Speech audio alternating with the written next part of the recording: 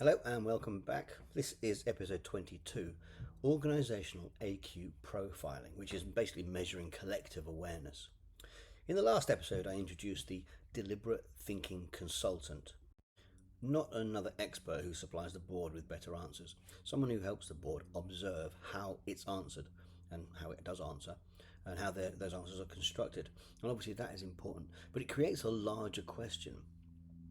If we want to understand the awareness available across an organisation, what exactly are we looking for? And this is what I'm writing right now in my third book, Leading Deliberately. By the way, the second book is available now on Amazon, Coaching Deliberately. So, can an organisation be aware? Strictly speaking, no. An organisation, it doesn't have one mind, it doesn't wake up in the morning, it doesn't possess a single consciousness that can be given an AQ score. And if we average the individual AQ scores of, say, 500 employees, we have not discovered the awareness of that organisation.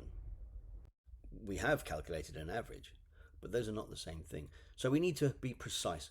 When I use the phrase organisational AQ, awareness quotient, I am using shorthand, and I mean the demonstrated capacity of a system to make relevant awareness available, mobile, permissible, and consequential, and then to learn from what follows.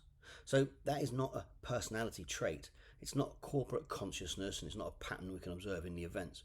An organisation does not know merely because somebody inside it knows. Knowledge may exist locally without becoming organisationally consequential. So, for example, like a nurse notices a recurring safety problem, or a prison officer recognises a change in atmosphere. Maybe a customer advisor hears the same complaint for the 20th time. A middle manager might know that the transformation plan cannot be delivered with the resources available. The awareness exists, but can it travel? Can it survive hierarchy or professional language? Can it survive the desire of senior people to hear that the plan remains on track? Can it alter a decision? Awareness can exist everywhere and still count nowhere. And that is the problem organisational AQ profiling should expose. Imagine a frontline team who notices a weak signal. It's not yet in crisis, but it is a pattern. The team raises it with the manager. The manager understands the concern, but also knows the director dislikes surprises. So the language is softened and the concern becomes an issue. The issue becomes a watch point, and the watch point enters a dashboard under a category that cannot express what the actual team saw in the first instance. So by the time it reaches the executive meeting, the meaning has changed completely. The dashboard says amber. The conversation becomes about performance against plan. Nobody asks what the signal might actually mean, and then nobody asks what has been lost as the information travelled. The board receives a report, the board has data. Great, but the board does not have the original awareness. Months later, the problem becomes visible through consequence, after the incident, after the resignation, or after the regulator's been. So after you've lost the customers. And then everyone starts asking, well, how did we not know? But somebody did know. The more useful question is, what happened to what was known? And that question takes us from information to construction. It reveals 5 conditions that an organisational AQ profile should examine. The first is availability. Where does relevant awareness originate? Whose experience is noticed? Whose evidence counts? And what does the organisation see quickly, and what remains outside the frame? The edge of a system often encounters reality before the centre does. Kind of obvious. Customers, patients, service users, frontline staff and local managers may see the change first. But proximity to reality does not guarantee proximity to power. The second condition is mobility. Can awareness travel across functions, professions and levels of hierarchy? And does it arrive intact? Or is difficult knowledge progressively laundered until it becomes safe enough to present and too weak to matter? So a dashboard can record a signal while neutralizing its meaning. A board paper can contain every fact and still construct the wrong reality. The third condition is permission. What can be said? What can be questioned? Who is allowed to be uncertain? Who can disagree without being constructed as negative, difficult, disloyal, or not strategic enough? Most organisations have a formal permission structure.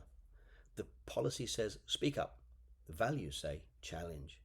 The meeting invitation says all views are welcome. And they have a lived permission structure. So people watch what happens to the last person who challenged. The lived structure usually wins. So the fourth condition is consequence. Can awareness change anything? Can it alter a decision, a resource, maybe a timetable or a policy? What about a leader's response? An organisation may listen politely and remain developmentally closed. It may collect feedback, acknowledge concern, thank people for their honesty, and reconstruct exactly the same decision. The crucial question is not only what do we know, it's what we know change? The fifth condition is reflexivity. Can the system examine the conditions that shaped what became visible in the first place? After an outcome, does it merely correct the event? Or can it ask how hierarchy, language, incentives, routines, and power helped construct the event? The incident review may produce a new procedure, but if the original problem was that the challenge could not travel, another procedure may simply formalize the same silence. So reflexivity means learning about the pattern that produced the outcome, not only repairing the outcome. So an organizational AQ profile is not a single number placed on a company. It is a map of what the system permits reality to do. Where can awareness rise? Where can it travel? Where does it require permission or to change a decision? Where can the organization alter the conditions that shaped it? That profile will be uneven. So an organization may handle financial awareness well and people awareness badly. It may welcome technical challenge and punish strategic challenge. Or it might be highly attentive to regulatory risk and almost blind to the human cost of how that risk is managed. One team might create extraordinary permission while another is organised around fear. And the profile might change under pressure. When targets are missed or reputations are threatened or time collapses, awareness that was previously welcome may suddenly become inconvenient. And that's not measurement noise, that is the phenomenon. So the capacity available under pressure is often the capacity that governs the consequence. This is why individual AQ still matters, but cannot tell the whole story. A highly aware person can be trapped inside a system that makes their awareness unusable. A reflective manager can work beneath a leader who constructs challenge as disloyalty, or a board can contain intelligent, experienced people and still produce narrow decisions because status makes some realities unsayable. And one powerful person's limited construction can become everybody else's operating environment. Power scales construction. So, profiling must examine not just how much awareness individuals can access, but whose construction becomes consequential. Cognitive intentions have a useful role here as well, but we must not turn them into organizational personality labels. We know how I feel about personality. It's too crude to say that this is a procedures organization or this organization is away from. Now, procedures and away from and details, you're looking at banking, accountancy, that kind of thing. But we're not doing that. An organization is not one person running one intention. What we can examine are recurring patterns of attention and response in particular contexts. So when risk appears, do decisions repeatedly move towards more procedure? When performance is questioned, does leadership repeatedly seek external validation? And when uncertainty increases, does the board generate options or close them down? So when bad news arrives, does attention move towards understanding or away from embarrassment, towards away from? None of these intentions is inherently good or bad. Procedure can create safety, options can create possibility. External reference can correct arrogance. Away from can notice danger. The developmental question is whether the pattern is available to awareness and appropriate to the context. Can people notice the intention organising the response? Can they access another one when the current response is no longer useful? Are you seeing an overlap here with coaching? And that is far more precise than assigning a type to the culture. So how would profiling work in practice? Not through one survey or one workshop, and not through a glossy score that creates the appearance of objectivity. If we call it measurement, we must be honest about what it is that's being measured. Observable patterns and conditions, not a corporate mind. The profile should triangulate evidence, trace consequential events backwards. Where did the earliest awareness exist? How was it translated? And where was it filtered? And who had permission to frame it?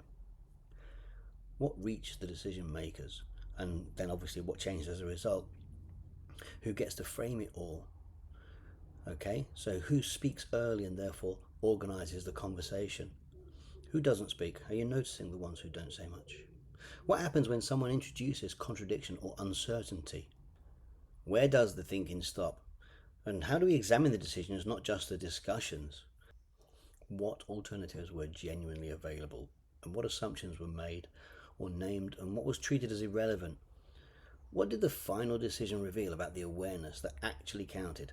So what we've got to do is we've got to study documents and strategy papers, maybe even look at risk registers, policies and board reports, and check out the internal communications, because there will be a direction of intention to each, not merely for what they contain, but for what their language makes thinkable. Do they simplify? Do they miss a message? Where has lived experience been converted into a category that conceals its meaning? Interview people across the whole system to find out, what can you say? What do people know but haven't said? And what candor changes with seniority? Ask what contradictions everyone can see, but nobody expects to change. Use scenarios to examine how different groups construct the same situation, and where useful, include individual AQ and cognitive intention profiles, but treat every source as partial. A survey tells you what people were prepared to report in a survey. An interview tells you what became possible in the interview. A meeting observation shows one meeting under those conditions, and a dashboard, shows what the system has learnt to count. Measurement is not awareness. Data is evidence within a construction, and the value comes from comparing sources and tracing the gaps between them.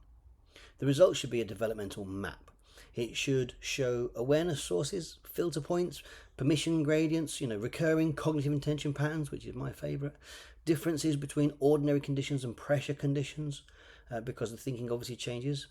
Under duress, we regress. Places where awareness reaches authority but has no consequences. And the next developmental move the system can realistically make. And that last point is key. A profile should not simply announce everything that is wrong. It should identify the system's AQ plus one. I did say it sounded like coaching earlier. The next awareness that is close enough to become available, but significant enough to expand choice. Perhaps the board can begin by tracing one weak signal without laundering it. Perhaps leaders can distinguish challenge from disloyalty in one recurring decision process. And perhaps a risk paper can show not only the rating, but whose experience and assumptions produced it. Perhaps an after-action review can examine the construction, not merely the compliance failure. So small developmental moves can alter what the system is able to notice next, and that is commercial value. Late awareness is expensive. It becomes failure, rework, turnover, mistrust, regulatory action, or strategic surprise. Early awareness creates choice, while choice is still affordable. And this should matter to boards. Boards govern finance, risk, strategy, and performance, but every financial assumption is constructed. Every risk register is constructed, and even every strategy paper is constructed. The quality of governance depends partly on what awareness was available when those constructions were made. So a board should really be asking, what relevant awareness exists at the edge of this system? Can it reach us without being neutralized? What can be challenged in this room? And what evidence has been excluded by the way the problem was framed? And can what we know now actually change? That is developmental governance. Not replacing financial, legal, or risk governance, it deepens them, because an organization does not become more aware by collecting more information.